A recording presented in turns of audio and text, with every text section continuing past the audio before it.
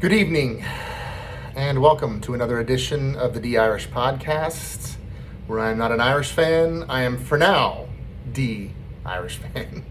My name's Danny. I'm not going to get into too much. This isn't going to be very long because I have better things to do with my life.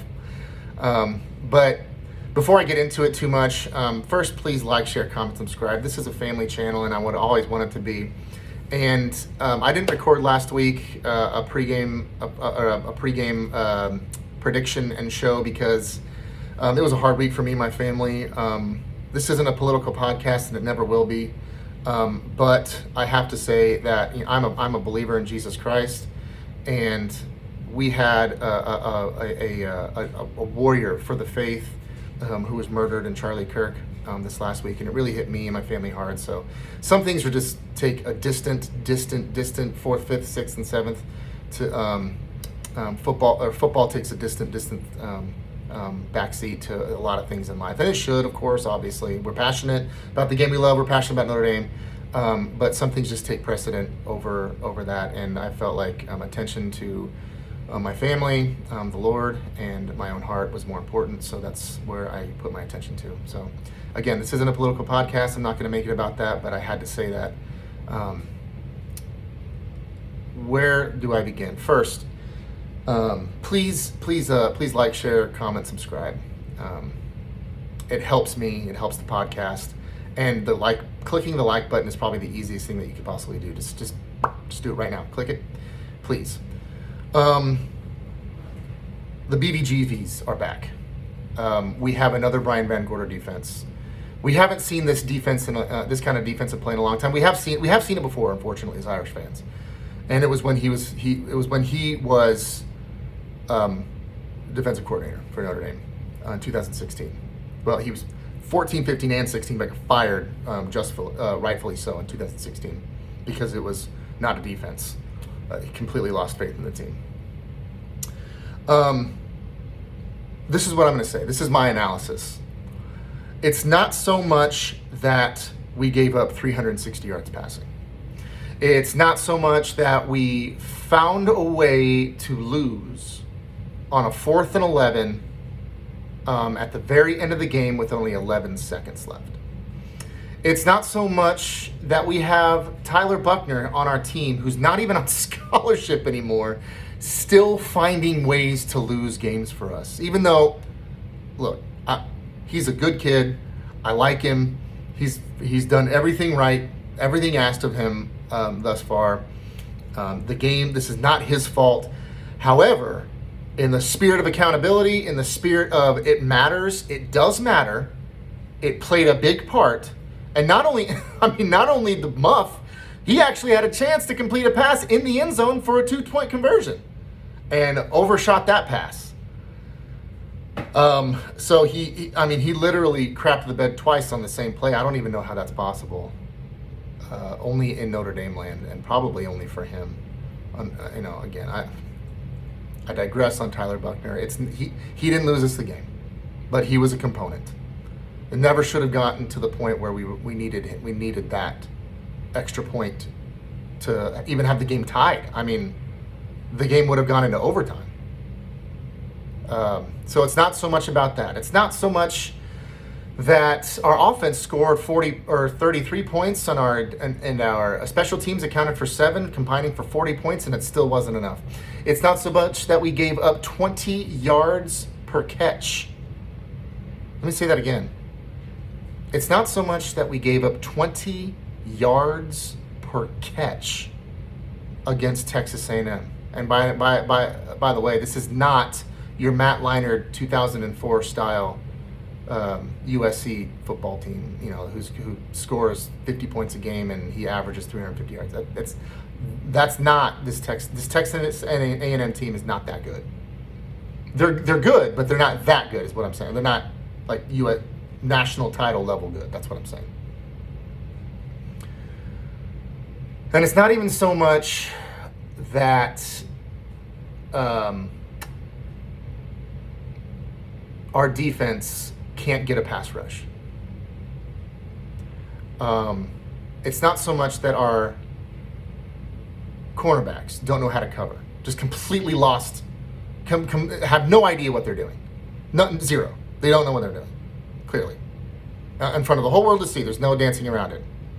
Marcus Freeman said tonight, it's not about play calling, it's about execution. Coach, that is.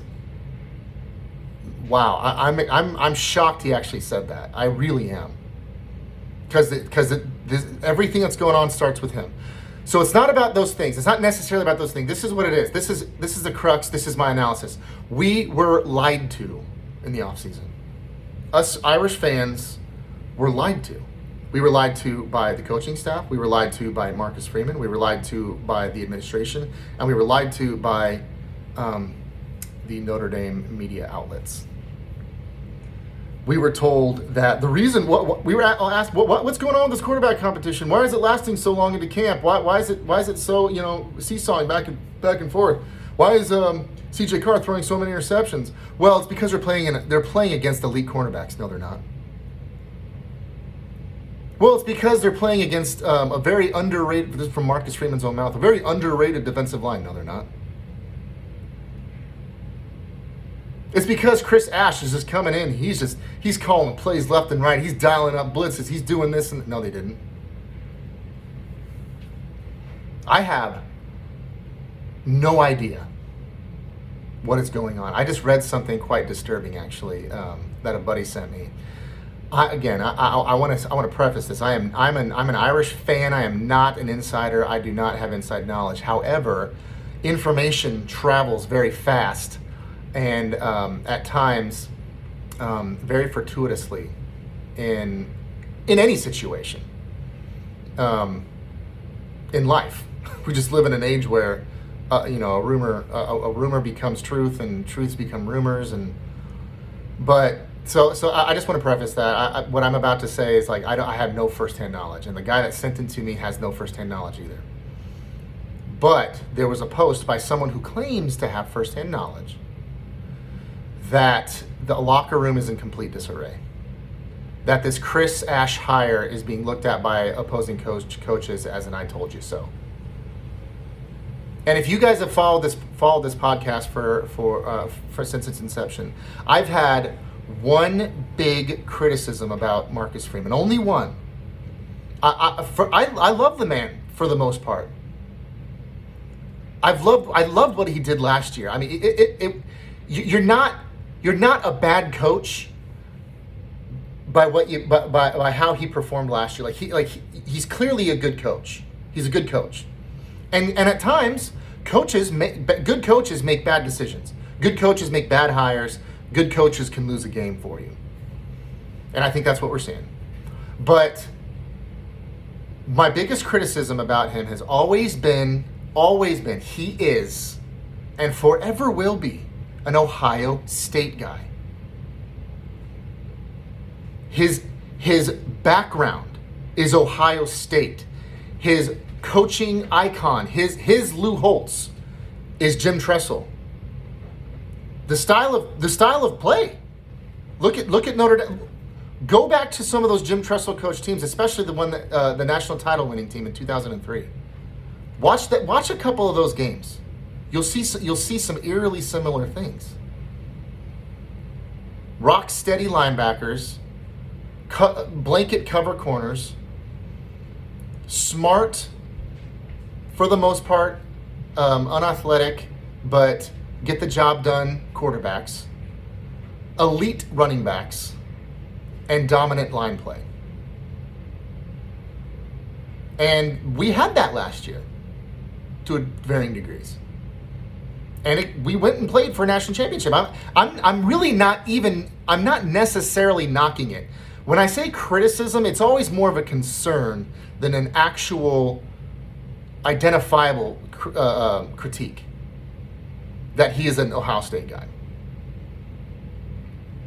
But this Chris Ash hire was clearly the wrong one. There's not a lot of people saying it. I mean, well, at least there's not a lot of people within the Notre Dame media sphere saying it, at least not yet. But there's a lot of rumors starting to leak out about the leadership within the locker room, how guys would run through brick walls for Jack Kaiser and Riley Leonard, and that's just not the case this year with this year's captains. That opposing coaches are looking at this Chris Ash hire and are kind of laughing, knew that it was not going to be anything. That the players are yelling at coaches and they have no idea what they're doing, and Chris Ash is having friction with other coaches within the locker room. It could be all rumors. It could be all untrue. It could be. But I'll tell you this. If those things were really happening, this is exactly what you would see on the field. If none of those things were happening, and all was right in the locker room, everyone loved one another, Chris Ash is just the most humble and loving man, and he actually does know how to coach defense. If any of that were true, we would have at least one win. At least.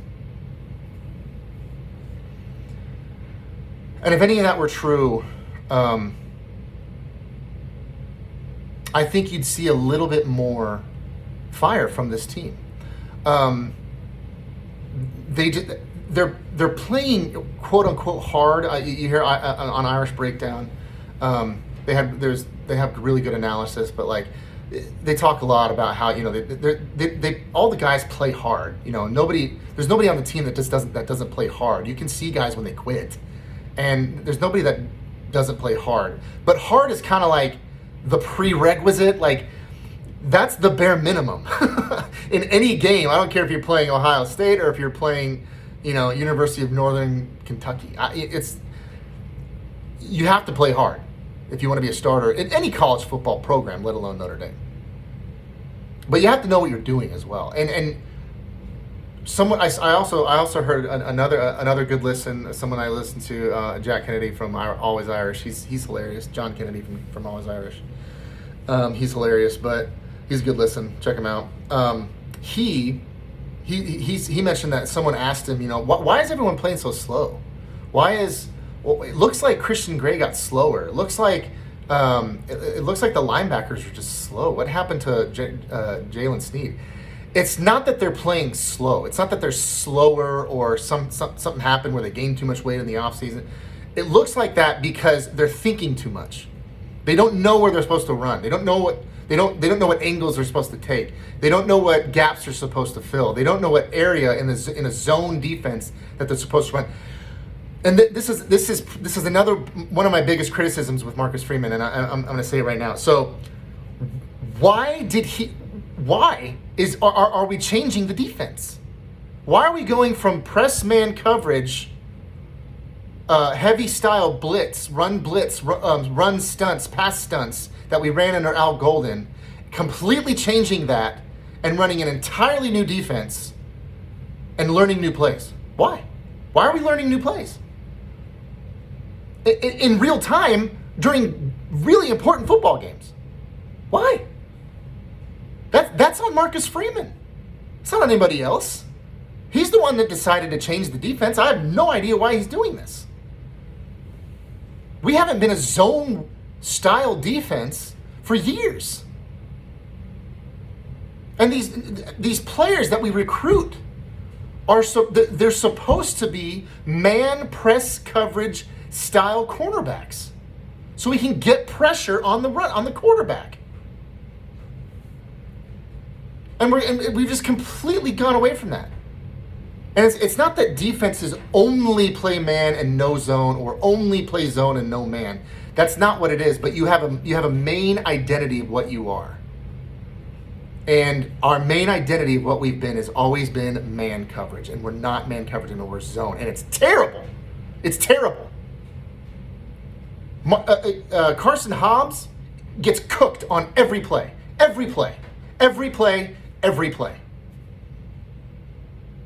Christian Gray is a shell of a football player that he was when he was a true freshman.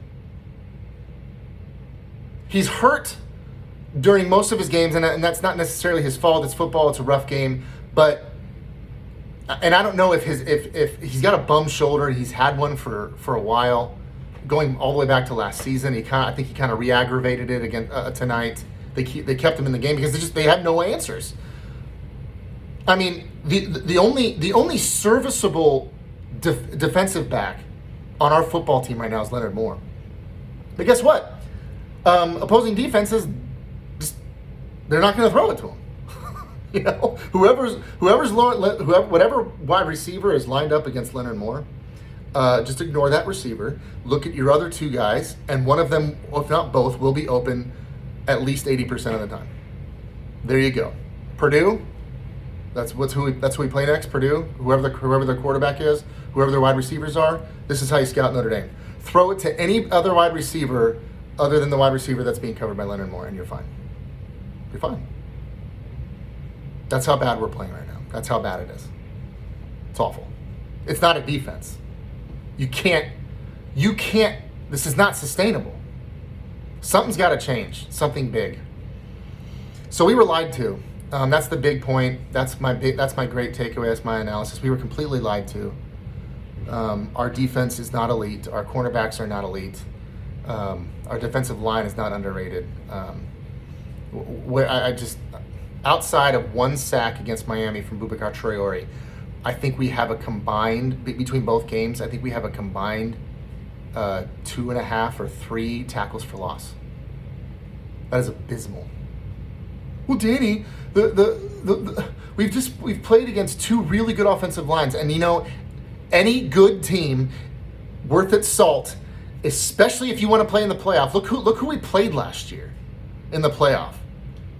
And I'm gonna talk about it in just one second, but you have to beat good teams if you want to win a national championship. Not compete, win a national championship. That's what you have to do.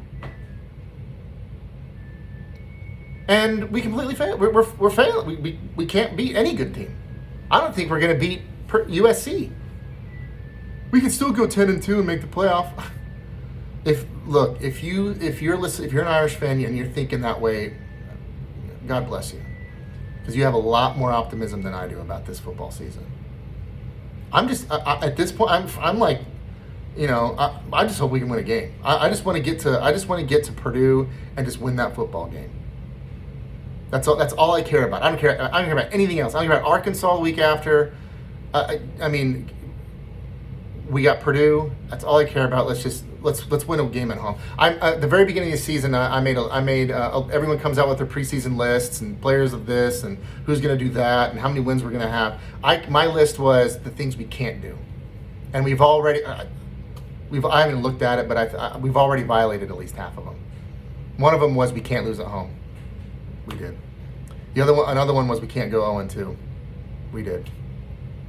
And in miserable Notre Dame fashion. Miserable Notre Dame fashion. I mean, we score a touchdown, go up by a touchdown. We muff the freaking extra point. We give 2.5 minutes to Texas A&M to drive 75 yards they had to score a touchdown. They couldn't kick a field goal. They had to score a touchdown. In the list of can'ts, what can you not? Well, you can't let them score. That's number one. You can't let them score with only 10 seconds left. You can't let them score on a 4th and 11. We did all of those things. We did all of those things. Not 1 or 2, all of them. We had every opportunity in the world to win that game, and we blew it all. We blew it. In the same way that we lost to Miami, we blew it. We're choke artists, and we have an atrocious atrocious defense. Atrocious. It's awful. It's terrible.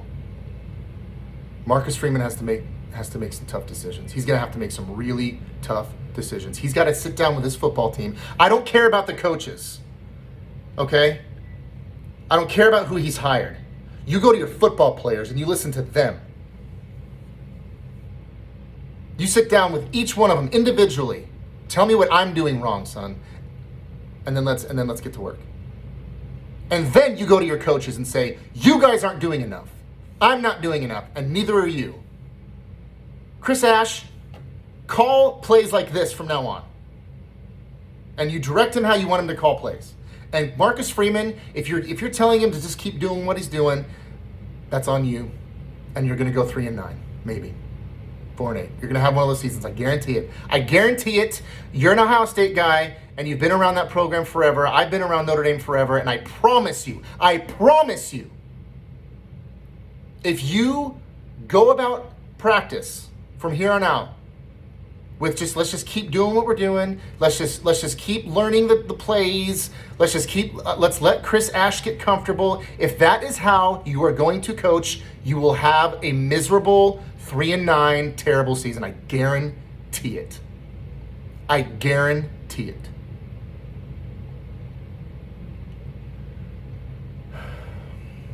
Where do we go from here? This is my attempt at glass half full. We finally have a quarterback. after years of why can't we put it together, man? Why can't we put it all together? Why couldn't we have this kind of quarterback play last year? It is so demoralizing to follow a team year in and year out and having this and not that, and then getting that, and then this goes away for no reason. There's no reason why we should be this bad on defense. The only thing I can think of is Chris Ash sucks. Everyone hates him, and they can see it, and they don't believe in the defense. And that's how they're playing. Did I say I was going to be glass half full? This is my attempt at glass half full. So yeah, we have a quarterback, and he's good. He's going to be great. I don't know how long he'll stick around because I don't know what this season's going to look like. But he's good. He's a good kid. He's smart. I mean, I just love. He was dropping back. He was doing his checks. You could see his eyes. He's looking players up. He is a quarterback. He's a quarterback. He's not an athlete that can throw footballs. He's a quarterback, and I love it. We still have studs. Jeremiah Love. I mean, guy had over 150 yards combined between catching and passing and 2 touchdowns. Sign me up. Yes, more please. Jadarian Price. He's also that 1-2 punch is awesome. They're great. Our offensive line improved a little. They still need to get more push on the run, and they improved a little bit in pass pro. That's the best thing I can say about our offensive line right now. It's not in shambles, but man, it's not near what it should be in year 3 under a guy, Joe Rudolph. Not even close to what it should be. With the way we recruit, we recruit. That's the one position, guys. That is the one position that we recruit just as good as anybody in the country. Anybody in the country. I don't care who it is. Alabama, Georgia. I don't care who you put. That is the one position in this country that we recruit toe-to-toe with everybody else.